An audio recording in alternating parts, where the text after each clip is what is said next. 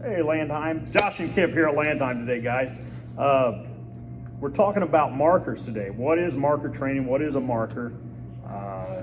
You guys have probably heard these clickers or clicker training. Well, a clicker is a form of a marker. Marker training is just another tool we use to communicate with the dog. We're opening a line of communication with the dog. We're giving information with this mark to the dog. We're letting him know that what he did was correct. So where it's going to take you through is your normal 4 stages of learning, where the dog's going to start to acquire a skill, then he's going to become fluent. We'll generalize, meaning that he'll do it in many different places, and we'll give that command a name. You're going to be several times faster using markers over conventional training. We'll start forming patterns with this throughout the whole training. We'll bring a dog out and stage. Probably won't be with a click, but we'll use something like, "Are you ready?" And let the dog know we're going to play a certain game. Back to just the topic of the marker itself. It doesn't have to be a clicker. The benefit of the clicker is that it's a very precise sound. It's always the same sound. The drawback of the clicker is it's another tool I have to have in my hand while I'm trying to manipulate the dog. We do use verbal markers as well. Sometimes we use a verbal marker along with a clicker. Yes is a very common verbal marker word. The big drawback to the verbal marker is if it's a word used commonly in casual conversation in the presence of the dog, then you could potentially be devaluing your marker word. Kip will probably chime in here about the military study of the word yes. Yeah, I mean, it's been 30 years ago. Lackland studied the different words with the recruits, and they landed that the most consistent in cadence and volume was saying yes. Yes, almost like a baseball player had hit a double, your favorite player, not a home run. But if you're a yes man like Josh is, it definitely degraded. The same thing will happen rapidly.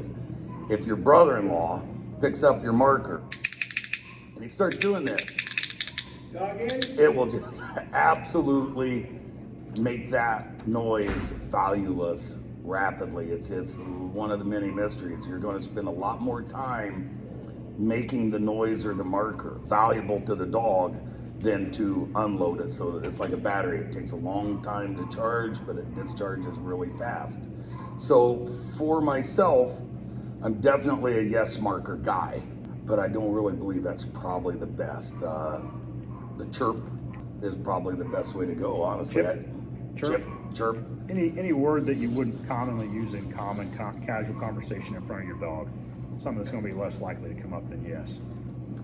Now, having established the different types of markers, talking about loading the marker. The planning that you put into this, I can't stress enough. The phenomenon that many of us have in our youth with a song, with a girl that we were sweet on, or maybe we even married. That moment with your first kiss, and you remember that song that was playing 30 years later. That's how deep it goes into your brain. When we load this, if the food is great, the hunger is intense, the environment is perfect, it can make or break the performance of your dog for a long time to come.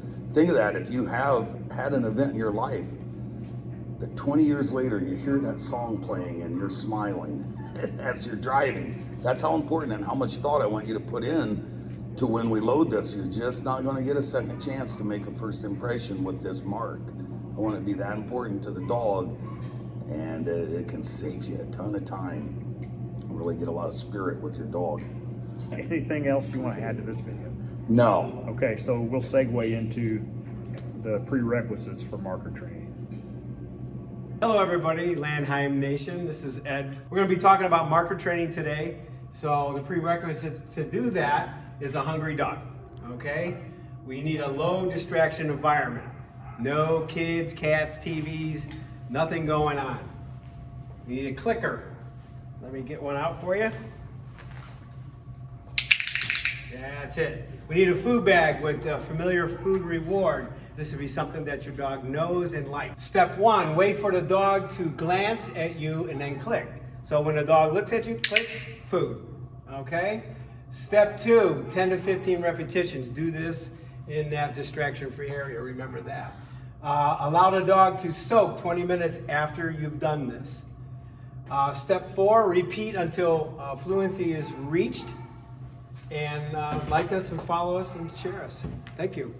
So here is Kip with Junior. Obviously, Junior understands the marker. The marker's already loaded, in other words. He's also played this game before. This will go a little slower for you when you start with your dog.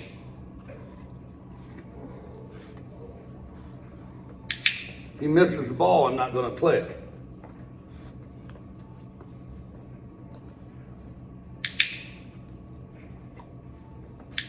Give you an idea how precise we can be with this. I'll try to speed his stroke up here by clicking a little early.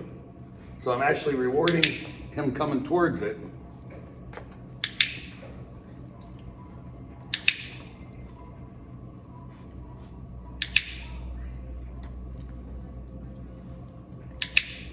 This will really help you get good with using your clicker.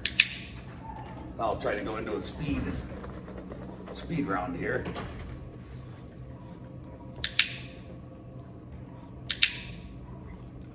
And then you're going to see this jackpot technique when we wrap up here. This will signal that it's over for the little dog here. Oh, I had a bad click. You get what you click. So conventional wisdom, they always told us, if you have a bad click, go ahead and reward. We don't do that anymore, even though I just did. If you have a bad click, have some reward responsibility. Don't reward it. Try to keep it to a minimum. The reward itself is not that important as long as it's very important or valuable to the dog.